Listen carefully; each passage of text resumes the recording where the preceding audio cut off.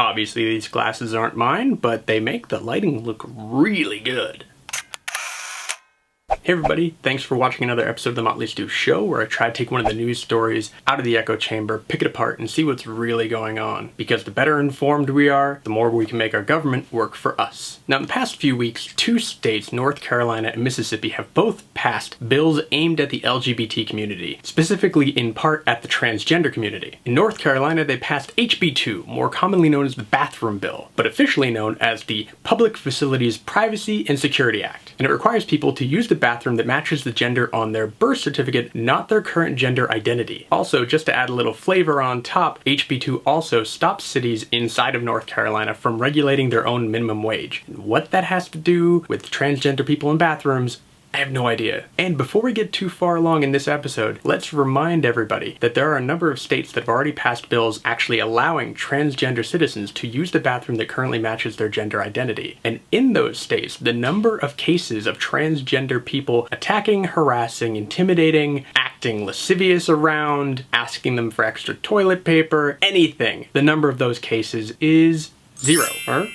So just remember that as we move forward in this episode. Now, one of the main reasons that North Carolina passed HB 2 was because of the fact that in Charlotte, they had just passed a local ordinance about a month before allowing transgender people to use the bathroom that matched with their gender. And the North Carolina law was introduced, passed, and signed into law the very same day. Now, I don't know when the last time the government has actually worked that fast, but I can bet you it wasn't for something this quote-unquote important. And it passed in North Carolina 32-0 in the Senate because all of the Democrats walked out, complaining that they hadn't had time to become part of the actual process. See, they only made the public announcement that they were going to debate this bill in a special session that they were calling Congress back to the State House in Raleigh 2 days beforehand. So many senators were actually either in their home districts or they were off on vacation, and they said they just couldn't make it back to Raleigh in 2 days. So why did HB 2 pass when so many other bills like this have failed across the country? Speed was one of the factors. And even those Democrats that did make it to the State House, the language of the bill was only released minutes before they started debating it. So the Republican legislature had this planned out. Now, after it passed, the backlash was swift, not just from civil service groups and LGBT organizations, but the private sector. PayPal instantly canceled plans to open up a new center in North Carolina, costing 400 plus jobs. The NBA sent out their support to the LGBT community and instantly began thinking about taking the All-Star game out of Charlotte, while the NCAA is also considering to skip Charlotte and North Carolina altogether in next year's March Madness, as a location, not as their teams. Then there were the musicians. Bruce Springsteen made a loud and bold statement saying that he was canceling his concert in North Carolina to stand with the LGBT community. If you go to Bruce Springsteen's official site right now, this is what you'll see on the front page. And it says in part, "As you, my fans, know, I'm scheduled to play in Greensboro, North Carolina this Sunday. As we also know, North Carolina just passed HB 2. To my mind, it's an attempt by people who cannot stand the progress our country has made in recognizing the human rights of all of our citizens to overturn that progress. As a result, and with deepest apologies to our dedicated fans in Greensboro, we have canceled our show scheduled for Sunday, April 10th. Some things are more important than a rock show, and this fight against prejudice and bigotry, which is happening as I write, is one of them." Now, he's not the only musician that pulled out of North Carolina. Ringo Starr also took to his Facebook page and put his feelings a little bit more concisely. "I'm sorry to disappoint my fans in the area, but we need to take a stand against this hatred. Spread peace and love." Now, if this wasn't enough, let's talk about the kids. A number of children's book authors are also refusing to do any events, live readings, anything in North Carolina as a form of protest against this law. One of the biggest names that I saw on that list was Ransom Riggs, the author of the insanely popular Miss Peregrine's series of books, which admittedly I have read all three and I can't wait for the film.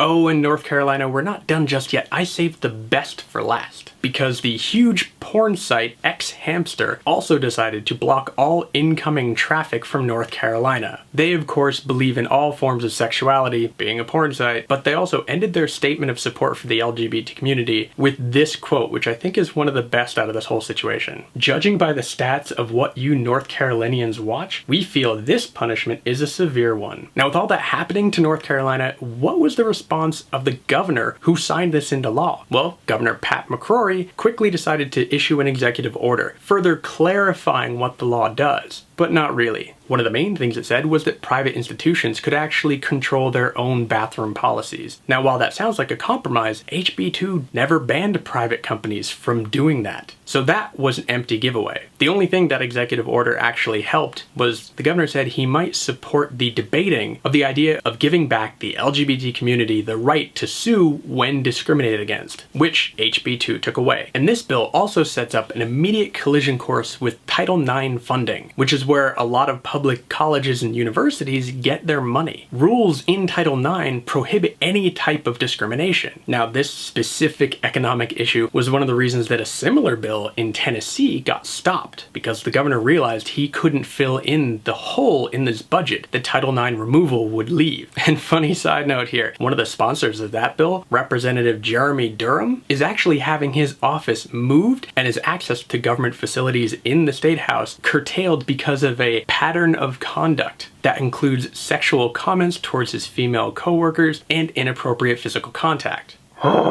Seriously, you can't make this up. 34 women have complained about this particular representative. I think there should be a special session put together just to write a bill against him. Now, in the beginning of this episode, I also mentioned Mississippi, so let's go over there. 7 days after HB 2 was passed, Governor Phil Bryant of Mississippi passed an even more outlandish bill, HB 1523, the Protecting Freedom of Conscience from Government Discrimination Act. Now, this bill not only protects businesses from recognizing transgender folks as their chosen gender, but also from participating in business transactions that have to do with same-sex marriage, if that goes against their religious beliefs. When asked about why he passed this bill, Governor Bryant responded with this: "I think it gives some people, as I appreciate it, the right to be able to say, that's against my religious beliefs, and I don't need to carry out that particular task." Now, like I said, this goes even farther than HB 2, because this now goes to same-sex marriage as well, which the Supreme Court made legal throughout the country. So this new Mississippi law, if it takes effect, would actually go right back to things we already had fights over. The baker, the photographer, county clerks could refuse to issue same-sex marriage licenses. We all remember that, right?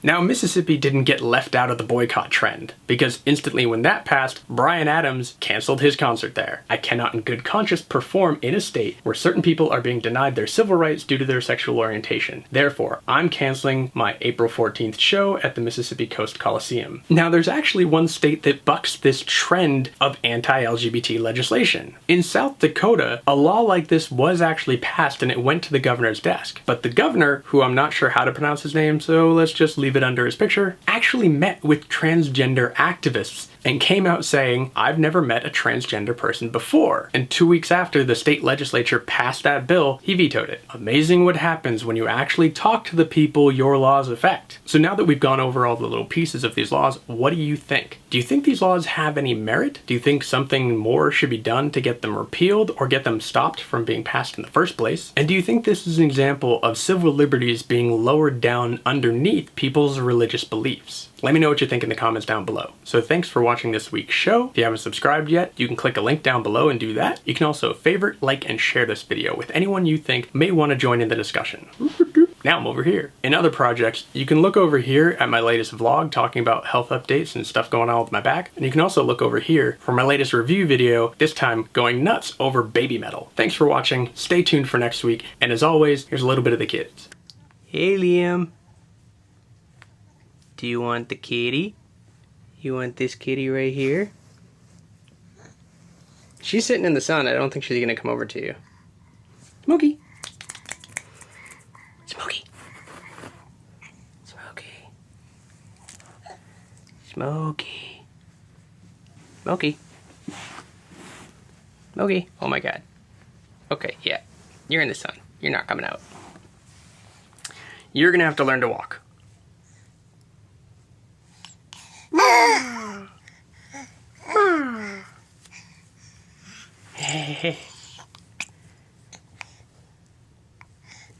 And it requires people to use the bathroom that matches their birth and said it a little bit more succinctly, and put his feelings a little bit more concisely. The protecting freedom of conscience from government the protecting freedom of conscience from